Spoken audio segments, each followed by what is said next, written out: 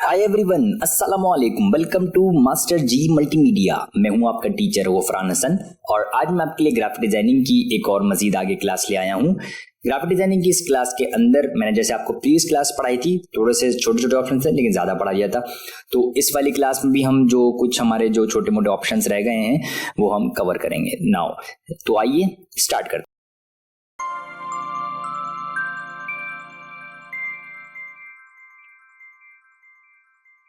तो यहाँ से मैं देखता हूँ कि यहाँ पे सबसे पहले मैंने आपको यहाँ तक पढ़ा दिया था कि बता दिया कि आउटलाइन स्ट्रोक क्या होती है, एक्सपेंड कर देना। अब पाथ फाइंडर है। पाथ फाइंडर एक्चुअली आपने पढ़ा हुआ है, कंट्रोल शिफ्ट F9 शॉर्टकट की, और मैंने आपको अच्छे तरीके से पढ़ाया था। लेकिन ये जो तीन ऑप्शंस हैं ये इसके अंदर नए ऑप्शंस हैं, मतलब ये ऑप्शन इफेक्ट के अंदर तो हैं लेकिन वहाँ पर कंट्रोल शिफ्ट F9 में नहीं आ रहे थे। तो मतलब कोई इतने खास ऑप्शन नहीं है, ये भी सिंपल से ऑप्शन है। अगर मैं इसको सिलेक्ट कर लेता हूँ और इसकी कॉपी ले लेता हूँ, इसको मैं कोई और सा कलर कर लेता हूँ ताकि आपको दिख जाए। कंट्रोल G ग्रुप कर लेता हूँ मैं इनको, इफेक्ट में जाते हैं, मैं पाथ फाइंडर में चले जाता हूँ। ऐड है, subtract, exclude, subtract, manage back, ये सब आपने पढ़े में। तो अब मैं यहाँ पे हार्ड मिक्स से सॉफ्ट मिक्स पे जैसे क्लिक करूंगा तो एक मेरे पास विंडो आ जाएगी और यहाँ से भी हम इनको चेंज कर सकते हैं। आप जैसे ही मैंने हार्ड मिक्स किया तो यहाँ पे देखिए इन्होंने हार्ड मिक्स कर दिया, लाइक का मल्टीप्लाई, जैसे ब्लेंडिंग मूड चेंज कर दिया, आप उसकी सेटिंग्स वगैरह भी चेंज कर सकते हैं। ट्रैप कर दिया तो ट्रैप में भी आपकी इसकी सेटिंग्स है, विड्थ, हाइट वगैरह चेंज करना चाहें। अगर आप सॉफ्ट मिक्स करना चाहें तो आप सॉफ्ट, ऐसा लग रहा है कि मैंने इसकी उसको ऊपर रख के ओपेसिटी डाउन कर दी। तो मतलब ये सिंपल से ऑप्शंस हैं, अगर आप यहाँ से इस्तेमाल करना चाहें तो आप कर सकते हैं। ऑल्दो मैं इस्तेमाल नहीं करता, ना ही मुझे इतने यूजफुल लगते हैं, लेकिन मैंने आपको इसलिए पढ़ा दिए ताकि आपकी नॉलेज में ये चीज़ होनी चाहिए कि ऐसी कोई चीज़ होती है। नाउ दूसरा यहाँ पर आ रहा है रास्टराइज। रास्टराइज वैसे जो हम नॉर्मली फोटोशॉप में हम इसको डील करेंगे। एक्चुअली इलस्ट्रेटर जितना भी काम करता है वेक्टर बेस करता है। जो चीज़ इलस्ट्रेटर के अंदर बनती है वो कभी भी पिक्सेलेट नहीं होती, लेकिन कभी भी पिक्सेलेट नहीं होगी। आप इसको कैसे भी देखें, डायगोनल में देखें, छोटा देखें, बड़ा देखें, ठीक रोटेट करके देखें, गोल देखें, जैसा भी देखेंगे ये कभी भी पिक्सेलेट नहीं होगी।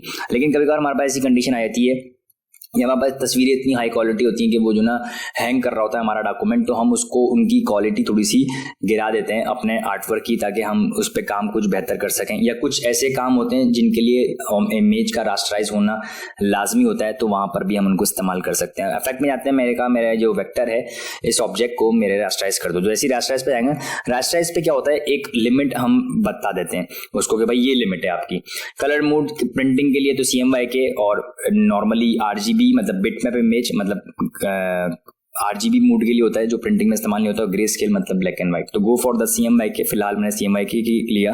ट्रांसपेरेंट मुझे बैकग्राउंड चाहिए, बैकग्राउंड मेरा ट्रांसपेरेंट ही रहना चाहिए, इसके साथ कोई भी बैकग्राउंड मर्ज नहीं होना चाहिए। वो पूछ रहा है इसको कितनी रेजोल्यूशन के ऊपर मैं इसको रखूँ, तो मैंने बोल दिया अभी तो अनलिमिटेड रेजोल्यूशन है, मैं इसको जूम करता हूँ कभी भी पिक्सेलेट नहीं होगी, तो मैंने बोल दिया 72 ppi पिक्सल पर इंच। नॉर्मली वेब के लिए इस्तेमाल होती है ये। मैं आपको पूरी फोटोशॉप स्टार्ट होने से पहले पूरी सेटिंग्स पढ़ाऊंगा, तो आपको फोटोशॉप में बहुत हेल्प होगी।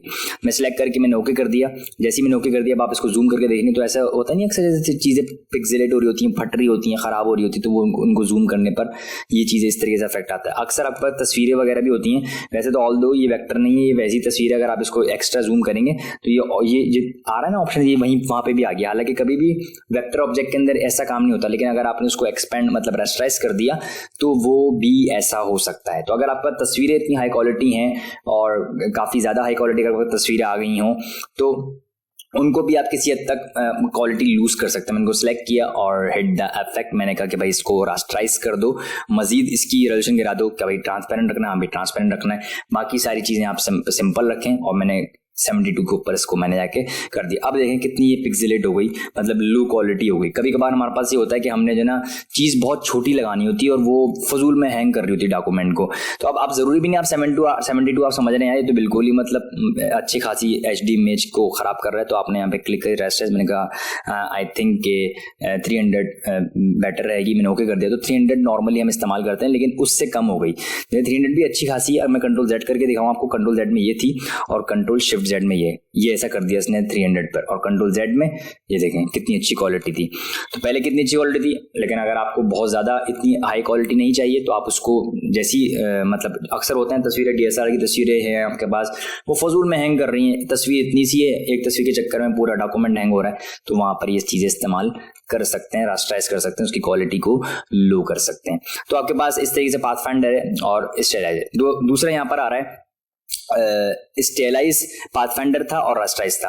दूसरा इसके अंदर स्टेलाइज आ रहा है, जो कि स्टेलाइज में आपको नेक्स्ट लेक्चर के अंदर सारे एक साथ पढ़ाऊंगा। अभी मैं पढ़ा रहा हूँ आपको रैप, एक्चुअली मैं पढ़ा चुका हूँ, इसलिए मुझे आसानी रहेगी कि इस वाली क्लास के अंदर मैं वो चीज़ें जो मैं आपको पहले से पढ़ा चुका हूँ वो मैं गो थ्रू करवा दूंगा।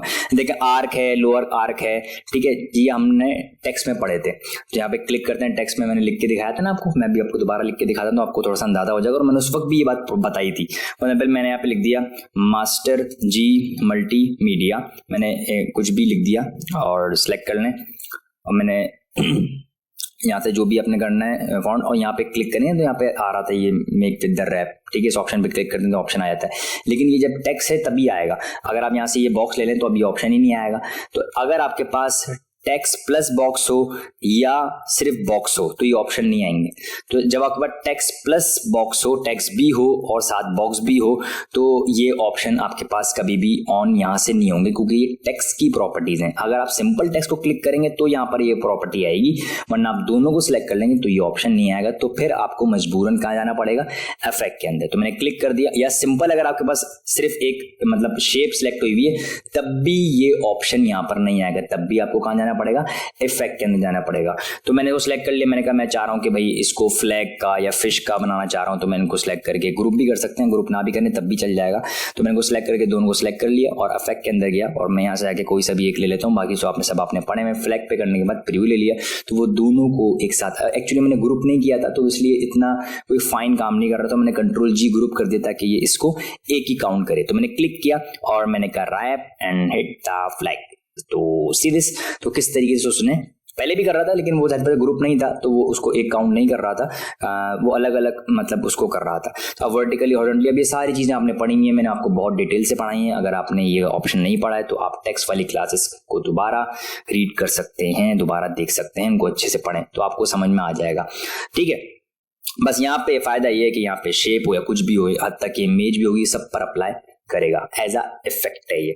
दूसरा यहाँ पे आ रहा है एसवीजी फिल्टर्स, कुछ आगे इफेक्ट गैलरी भी आएगी, मैं इफेक्ट गैलरी भी आपको पढ़ाऊंगा। और एसवीजी फिल्टर्स एक्चुअली क्या होते हैं कि एक बने बनाए फिल्टर्स हैं, कुछ मतलब टर्बुलेंस का इफेक्ट है, क्लाउड का इफेक्ट है, शेडो है, मतलब बहुत सारे ब्लर का इफेक्ट है, जैसे गॉसियन ब्लर की गैलरी है। फॉर एग्जाम्पल मैं अप्लाई करके दिखा देता हूँ, थोड़ी सी मतलब ये थोड़े से टाइम टेकिंग भी हो सकते हैं, तो आप इनको आराम से अप्लाई कर भी सकते हैं। मतलब कोई इतनी खास चीज़ नहीं, इसमें आप कुछ भी नहीं कर सकते, मतलब आप अप्लाई कर दें, अगर अच्छा लग रहा तो लग रहा है, नहीं लग रहा तो भाई नहीं लग रहा, भाई नहीं लगाओ। फिर अल्फा 1 है, अल्फा 1 पे मैंने क्लिक कर दिया, जैसे ही मैंने अल्फा 1 में इसने का इफेक्ट दे दिया। अब आप इसको इस्तेमाल कहीं कर सकते हैं, न्यूट्रलाइज कहीं कर सकते हैं, जरूरी नहीं इमेज पे करें, आप इसको तस्वीर पे कर सकते हैं, सॉरी आप इसको शेप पे कर सकते हैं, आप इसको किसी भी आर्ट वर्क पे भी कर सकते हैं। तो मैंने कहा अच्छा भाई एसवीजी फिल्टर में और सा दिखा दो, भाई गॉसियन ब्लर 4 दिखा दो, तो गॉसियन ब्लर 4 ब्लर लग गया सिंपल।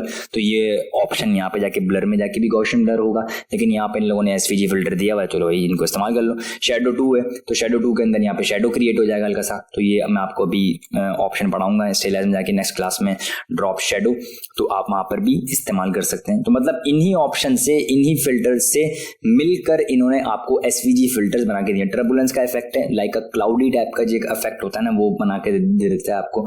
तो अगर आपको ये इस्तेमाल करना है तो आप ये भी इस्तेमाल कर सकते हैं।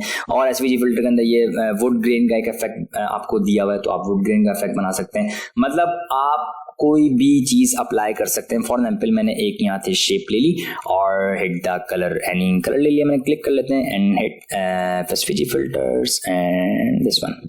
तो देखें यहाँ पे एक हल्का सा बॉर्डर दे दिया उसने, मैं कहा भाई मुझे मजेदार नहीं लग रहा, ये तो मैं वैसे ही ऑफसेट ले सकता था, तो मुझे कुछ अच्छा होता। अच्छा भाई तो स्टैटिक चेक कर लेते हैं, तो इसमें क्या है, स्टैटिक में देखें इस तरीके का बैकग्राउंड बना के दे रहा है, एक इफेक्ट ला के दे रहा है आपको, ठीक है। एसवीजी फिल्टर के अंदर आते हैं, मैं अच्छा इंपोर्ट भी करा सकते हैं, मतलब एसवीजी फिल्टर आप डाउनलोड कर लें तो फिर आपके पास यहाँ पे ज्यादा में कूल ब्रीज का एक इफेक्ट है। यहाँ पे कूल ब्रीज का इफेक्ट देखें किस तरीके से कूल ब्रीज का एक इफेक्ट आपके सामने लग गया, पूरे आर्टवर्क को आपको ब्लैक कर दिया और यहाँ पे कूल ब्रीज को इसने इस्तेमाल कर लिया।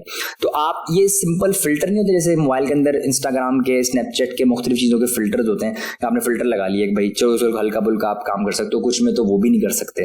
तो ये सारी चीज़ें आपके इस्तेमाल की हो सकती हैं, लेकिन इतनी कोई खास नहीं है, लेकिन आप इस्तेमाल कर सकते हो। ये सारे के सारे एसवीजी फिल्टर इन्हीं फिल्टर से मिलकर बने।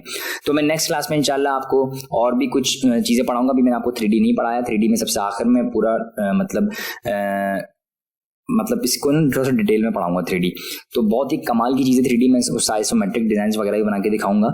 और तकरीबन इलस्ट्रेटर हमारा मुकम्मल होने वाला है और मैं इंशाल्लाह आपको पैकेजिंग भी पढ़ाऊंगा इसके अंदर। मैं आपको एक एक चीज़ डिटेल में पढ़ा रहा हूँ इलस्ट्रेटर की। मतलब अगर आपने ये पूरा कोर्स मेरा वॉच कर लिया, देख लिया, तो मतलब मैं उम्मीद करता हूँ, उम्मीद ही कर सकता हूँ, मैं मतलब अक्ल कुल तो खैर मैं भी नहीं हूँ, मैं उम्मीद कर सकता हूँ कि आपको फिर बाद में ये नहीं होगा कि यार ये चीज़ मुझे नहीं आ रही, ये चीज़ मुझे करना नहीं आ रही। हो सकता है कि मुझे कोई यकीनन हर टीचर, कोई बंदा भी परफेक्ट नहीं होता, लेकिन मैं पूरी कोशिश कर रहा हूँ कि आपको A to Z इलस्ट्रेटर की ट्रेनिंग्स दूँ इन वाली क्लासेस के अंदर। तो मैं उम्मीद करता हूँ आपको ये भी क्लास अच्छी लगी होगी और पसंद भी आई होगी। काइंडली आप इसकी प्रैक्टिस कीजिएगा। मिलते हैं इंशाल्लाह नेक्स्ट क्लास में। Thank you so much.